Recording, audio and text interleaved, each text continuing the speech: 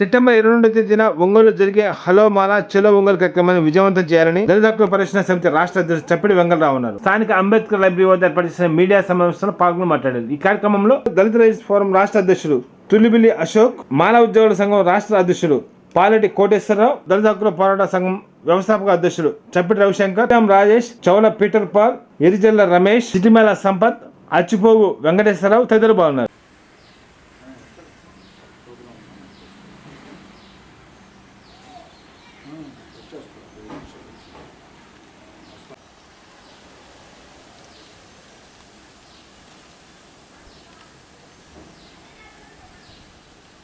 జయప్రదం చేయండి. సెప్టెంబర్ 22 జరుగు మహాసభను జయప్రదం చేయండి. జయప్రదం చేయండి. 22 జరుగు మహాసభను జయప్రదం చేయండి. వ్యతిరేకించండి ఎస్సీ రిజర్వేషన్లపై వర్గీకరణ సుప్రీంకోర్టు తీర్పును వ్యతిరేకించండి. ఎస్సీ ఎస్టీ రిజర్వేషన్లపై సుప్రీంకోర్టు ఇచ్చిన తీర్పును వ్యతిరేకించండి. ఎస్సీ ఎస్టీ రిజర్వేషన్లపై సుప్రీంకోర్టు ఇచ్చిన తీర్పును వ్యతిరేకించండి. ఎస్సీ ఎస్టీ రిజర్వేషన్లపై సుప్రీంకోర్టు ఇచ్చిన తీర్పును జయప్రదం చేయండి. సెప్టెంబర్ 22 జరుగు. అందరికీ జై భీములు. ఈ యొక్క ప్రెస్ మీడియా సమావేశం ముఖ్య ఉద్దేశం ఏంటంటే, ఈ నెల 1వ తేదీన గౌరవ సుప్రీంకోర్టు ధర్మాసనం చంద్రచూడ్ సారథ్యంలో 6:1 ధర్మాసనం ఒక రాజ్యాంగ వ్యతిరేక తీర్పు ఇవ్వడం జరిగింది. ఎస్సీ ఎస్టీ రిజర్వేషన్ల పైన వర్గీకరణ క్రిమిలేర్ పద్ధతి పాటించమని ఆయా రాష్ట్రాలకు అధికారాలు ఇస్తూ ఆర్టికల్ 341 ధిక్కరిస్తూ రాజ్యాంగానికి వ్యతిరేకంగా తీర్పు ఇవ్వడం జరిగింది. ఆ తీర్పుని వ్యతిరేకిస్తూ దళిత సంఘాలు మరియు మాల సంఘాలు జాయింట్ యాక్షన్ కమిటీగా తీర్పును నిరసిస్తూ మరొకసారి సుప్రీంకోర్టు ధర్మాసనం ఈ తీర్పుని పునఃపరిశీలించాలని మేము విజ్ఞప్తి చేస్తూ ఈ సమావేశం ఏర్పాటు జరిగింది.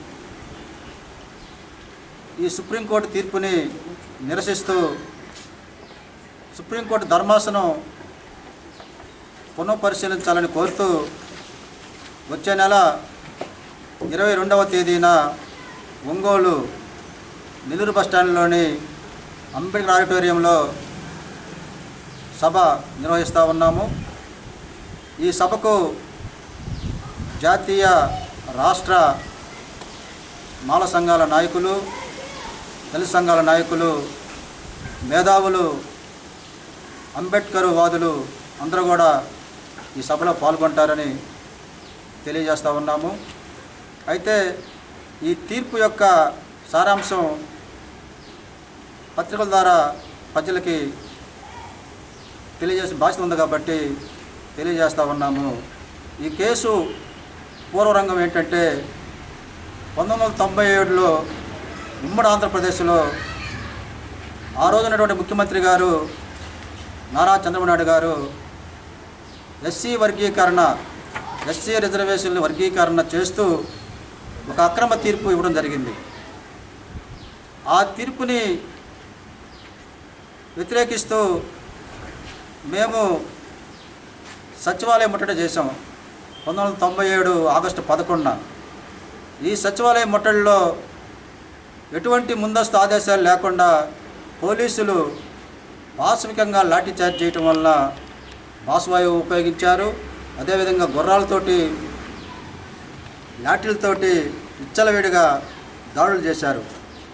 లక్షలాది మంది ప్రజల్ని భయభ్రాంతులకు గురి చేసే విధంగా బాసువాయువు ప్రయోగించారు. అయితే ఈ లాఠీ చార్జీలో 2 మాలలు, గోపతోటి నారాయణ,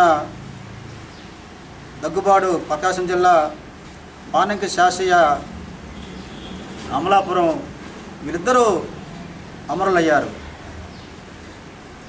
తర్వాత ఈ యొక్క సచివాలయ ముట్టడి ప్రపంచంలోనే ఒక చారిత్రక ఘట్టం. 6 లక్షల మందితోటి మాలలు సచివాలయం ముట్టడి చేయటం అనేది ప్రపంచంలోనే ఆ రోజు BBC వార్తల్లో కూడా ఈ యొక్క ముట్టడిని ఫోకస్ చేయడం జరిగింది. ఈ యొక్క మాలల యొక్క పోరాటం ద్వారా సుప్రీంకోర్టులో 5 ధర్మాసనం సంతోష్ హెగ్డే జస్టిస్ నాయకత్వంలో సారథ్యంలో 5 జడ్జీలు ఏకగ్రీవంగా ఈ ఎస్సీ వర్గీకరణ చెల్లదు, ఇది 341 ఆర్టికల్ని ధిక్కరిస్తుంది, అంతేకాకుండా పార్లమెంటుకైనా కూడా రాష్ట్రపతికైనా కూడా వర్గీకరణ చేసే హక్కు లేదని, పార్లమెంటుకైనా రాష్ట్రపతికైనా ఒక కులాన్ని చేర్చాలన్నా ఒక కులాన్ని తీసివేయాలన్నా మాత్రమే హక్కు తప్ప షెడ్యూల్ రిజర్వేషన్ వర్గీకరించే హక్కు లేదని చెప్పేసి స్పష్టంగా తీర్పు ఇవ్వడం జరిగింది. ఈ తీర్పులో అప్పీల్ చేసినటువంటి స్పెషల్ ఇంప్రెషన్ అప్పీల్ చేసినటువంటి ఈవి చెన్నయ్య గారు, మల్లెల వెంకట్రావు, పివి రావు గారు వీళ్ళు ముగ్గురు ఈ అప్పీల్కి చేయడం జరిగింది.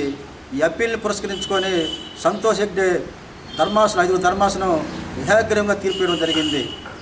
అయితే ఈ తీర్పు 2004 నవంబరు 5న కొట్టివేయడం జరిగింది వర్గీకరణ.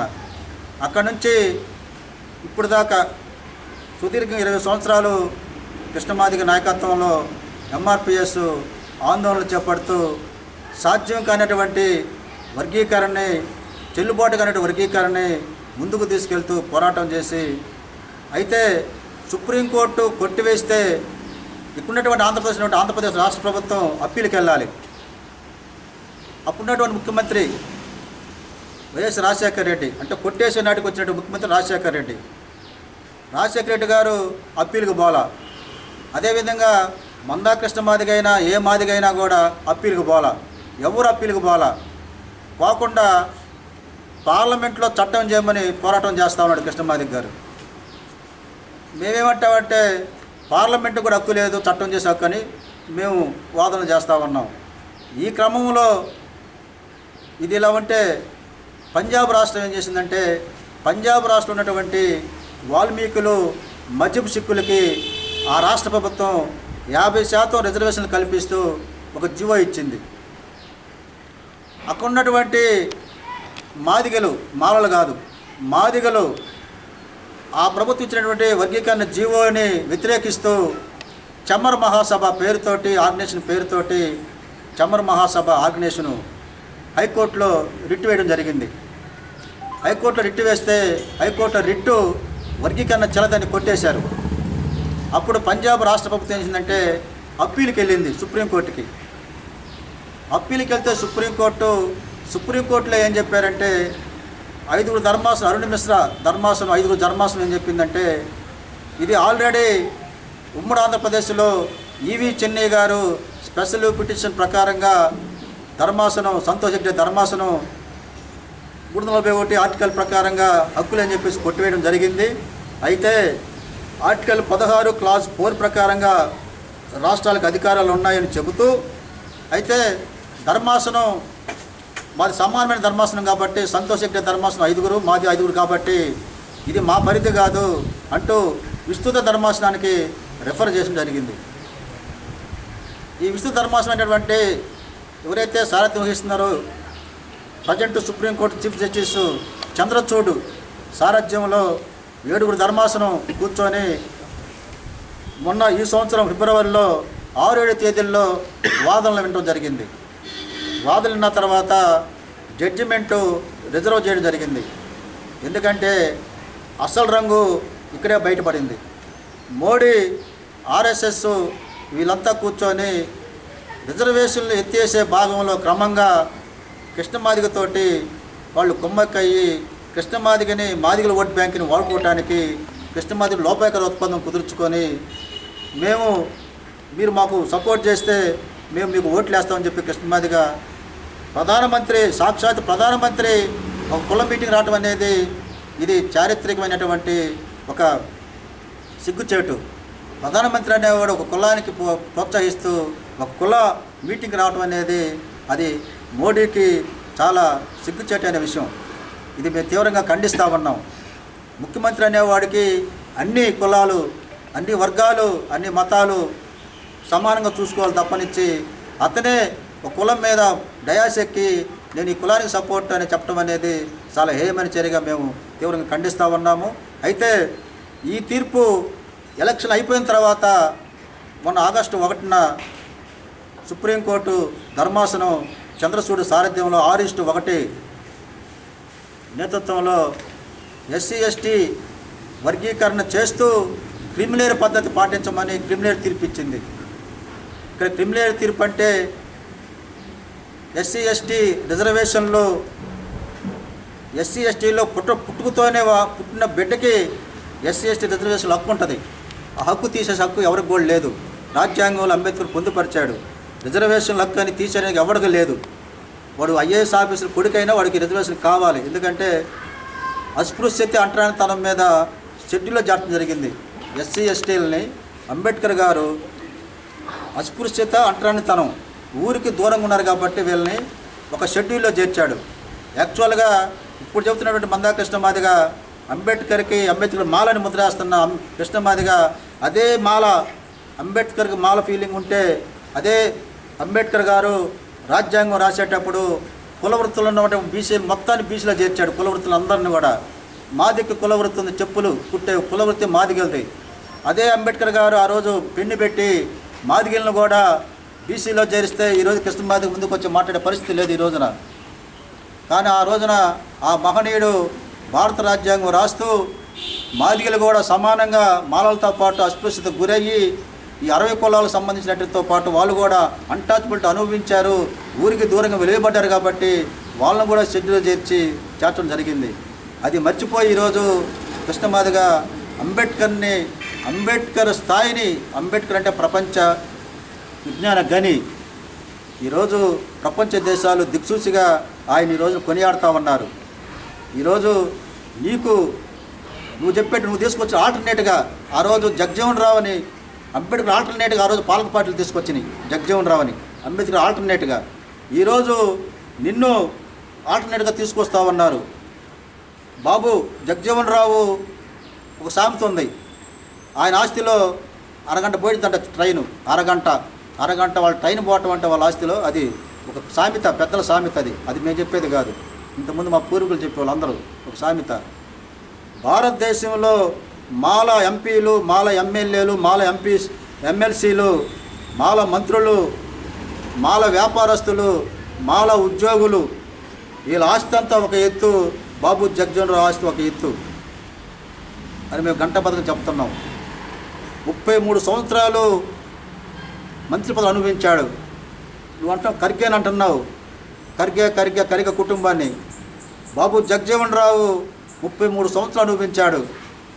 మీరా కుమార్ అనుభవించింది. నీకు కనపట్టలేదా? ఇవన్నీ రిజర్వేషన్ ప్రకారంగా పార్టీ పదవులు రావు.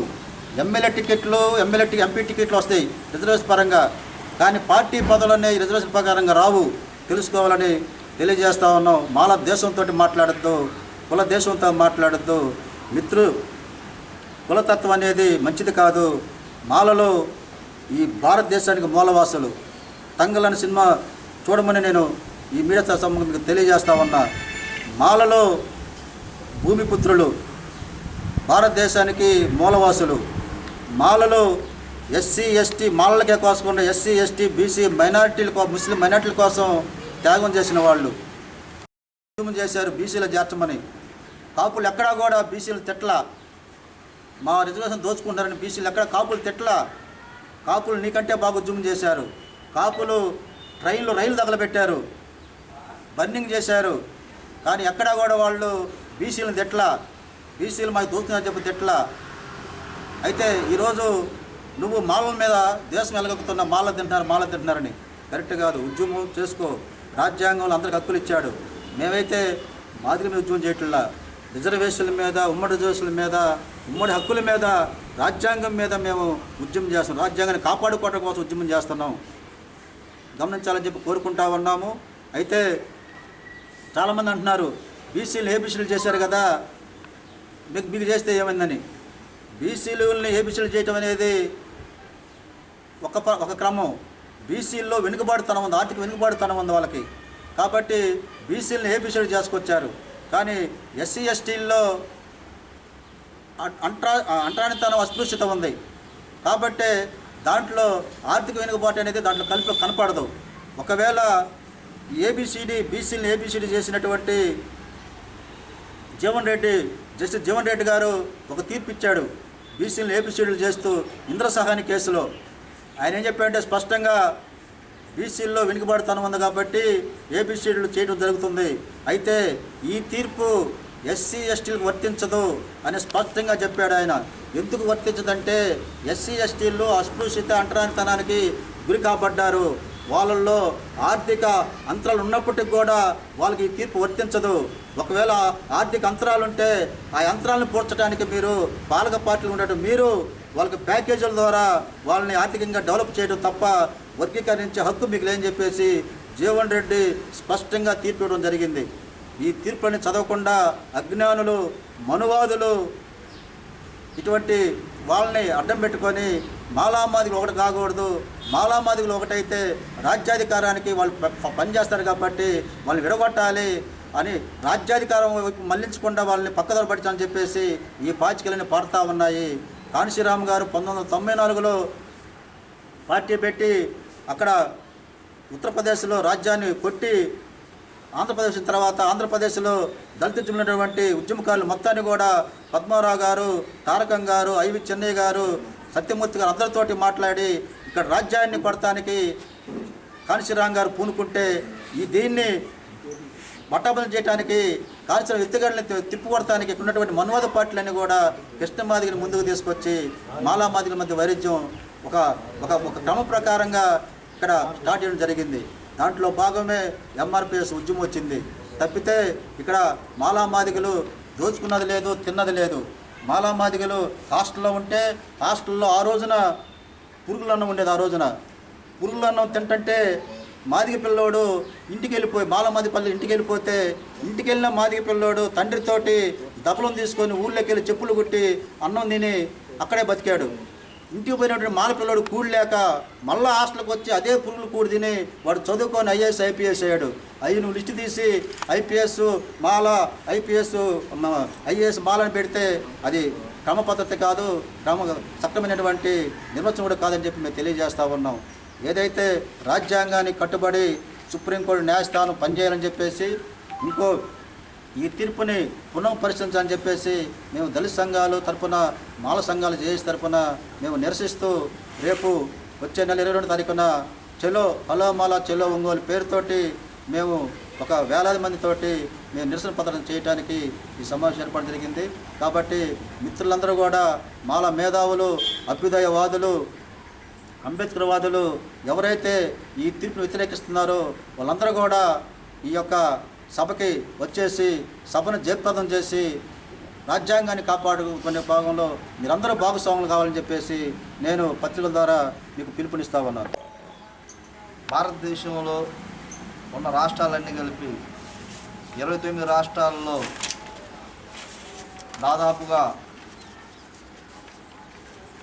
20 రాష్ట్రాలు ఈ ఎస్సీ వర్గీకరణను వ్యతిరేకిస్తుంది. ఈ ఎస్సీ వర్గీకరణ వల్ల ఎవరికంటే ఎక్కువగా నష్టపోతారంటే భారతదేశంలో ఉన్న ఎక్కువ కులం చమర్లు అనగా మాదిగులు అని అర్థం.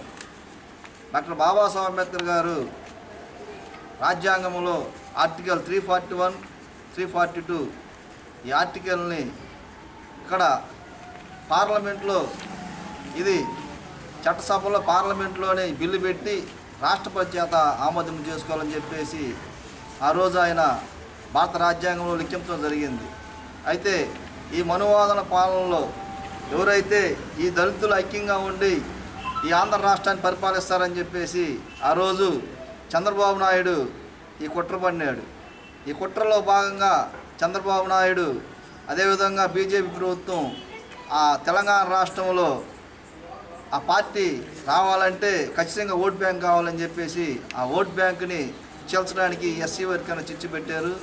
అయితే ఆంధ్రప్రదేశ్ రాష్ట్రంలో తెలంగాణ రాష్ట్రంలో కాకుండా భారతదేశం మొత్తం ఈరోజు చమర్లు వ్యతిరేకిస్తున్నారు. ఇది పంజాబ్ కోర్టులో ఒక ఎస్సీ వర్గీకరణ సంబంధించిన ఒక ఇంప్లీట్ పిటిషన్ని ఆ పంజాబ్ కోర్టు తీసుకోకపోతే అక్కడ చమర్లు అదేవిధంగా రెల్లి అని చెప్పి ఒక కులాలు ఇద్దరు కలిసి అక్కడ రిజర్వేషన్లు కావాలని చెప్తే ఆ రిజర్వేషన్లో భాగంగా ఇక్కడ ఆంధ్రప్రదేశ్లో కూడా తెలంగాణలో కూడా మందాకృష్ణ గారు ఈ ఉద్యమాలు లేపారు.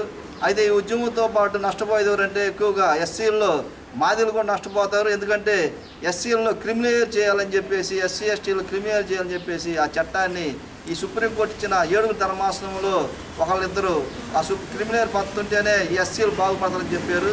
ఈ ఎస్సీలలో క్రిమినల్ కానిస్తే మాదిగలు ఎవరైతే ఒక స్లీపర్ ఉన్నారంటే ఆ స్లీపర్కి ఇంకా వాళ్ళ కొడుకులు వాళ్ళ కూతుర్లు వాళ్ళ కుటుంబంలో ఎవరు చదువుకున్నా కానీ ఉద్యోగాలు రావు.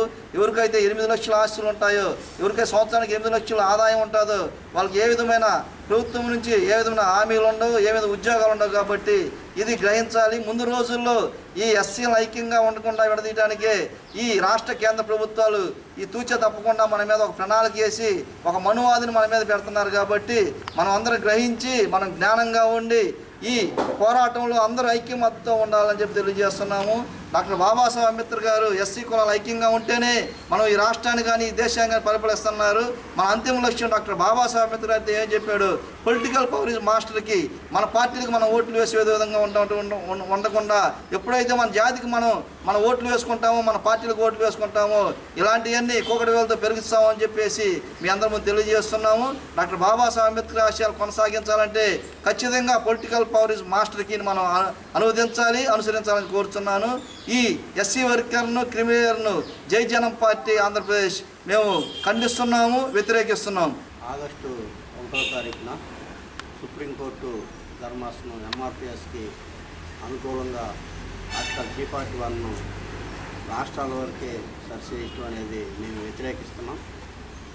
కేంద్రానికి కానీ రాష్ట్రానికి కానీ ఎలాంటి హక్కులు లేవు. అది పార్లమెంట్లో 341 సవరణ చేసి 16 రాష్ట్రాల్లో కానీ సరిచేయాలని భారత రాజ్యాంగంలో బాబాసాహెబ్ అంబేద్కర్ పొందుపరిస్తే దాని అక్రంగా దాన్ని చేయటం అనేది మంచి పద్ధతి కాదు. బాబాసాహెబ్ అంబేద్కర్ అంతిమ లక్ష్యం ఏంటంటే నా ప్రజలు పాలకులే కానీ పాలితులు కాదని ఈ కులాలన్నీ షెడ్యూల్ కాస్ట్గా చేర్చి వాళ్ళందరూ రాజ్యాధికారంలోకి వస్తే ఈ అసమానతలు అంటరానితనం పోయిద్దని ఆయన ఉద్దేశం అయితే దానికి తూట్లు కొలుస్తున్నటువంటి ఎంఆర్పిఎస్ ఉద్దేశాన్ని వాళ్ళు నిజమైన మనువాదులని ఆ మనువాదులకి తొత్తులుగా ఉన్నటువంటి కృష్ణమాదిగా చర్యలు మేము వ్యతిరేకిస్తూ రేపు 22 జరగబోయే సభలో మేము అందరం మద్దతు తెలియజేస్తాం.